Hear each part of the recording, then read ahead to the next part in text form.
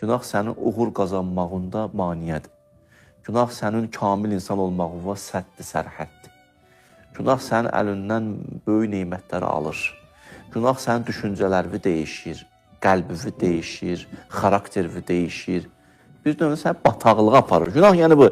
Günah deyəndə deyəndə o sağ belə o bizə aiddir ki, o bəzi namaz qılmayan insanlara deyir. Mən o namaz qılmıram ki, elə bil ki, namaz qılan günah eləməlidir, bu eləməlidir.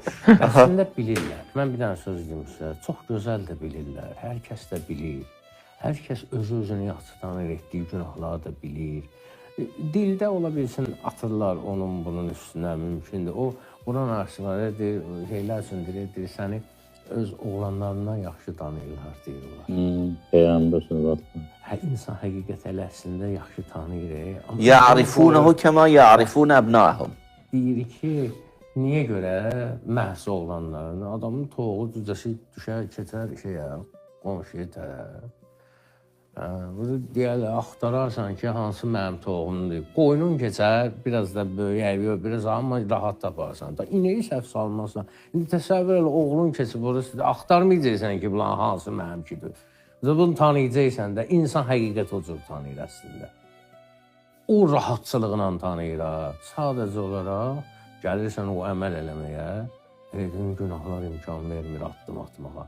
Həvəsdən salır səni, məyus eləyir səni. Hərədə bir, hamıda eyni deyir, hərədə bir cürdür.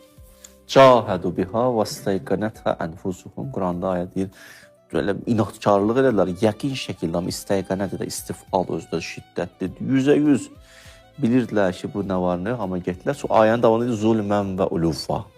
Çünki xoşda mənəm deyən adamlar idi. Öz bildikləri də onları sərf eləmirdi, 100% bildikləri. Və bir də zülüm, yəni həddi xoşlamayan adamdır. Zülüm axı həddi aşmaqdır. Xoşlamırdı qabağında səddi olsun, sərhəddi olsun. Hətta öz bildiyi də belə sədd sərhəd olsa onu aşar.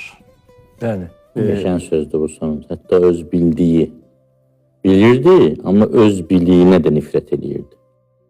Bəziləri bu proqramı, bu verilişi, bu söhbətləri izləyəndən sonra indi düşünə bilər ki, mən kimin toyuğuna daş atmışam, kişi eləmişəm. Mən kimin toyuğuna bir şey də bristik. Bəzən olur ki, Qarundan, Şəddatdan, Nəmruddan söhbət gedəndə bəziləri düşünür ki, onlar zülm edirlər, filan qan su yerinə axıdırlar və s. Və sanki bu heç kimin işi yoxdur və bəli, bu günahsızdır da. Yəni öz üzərindən götürür. Mənə nə işdir? Amma bir misal yadıma düşdü, ustadlar, fikriniz olsa sonda elə bir neçə saniyə qalıb.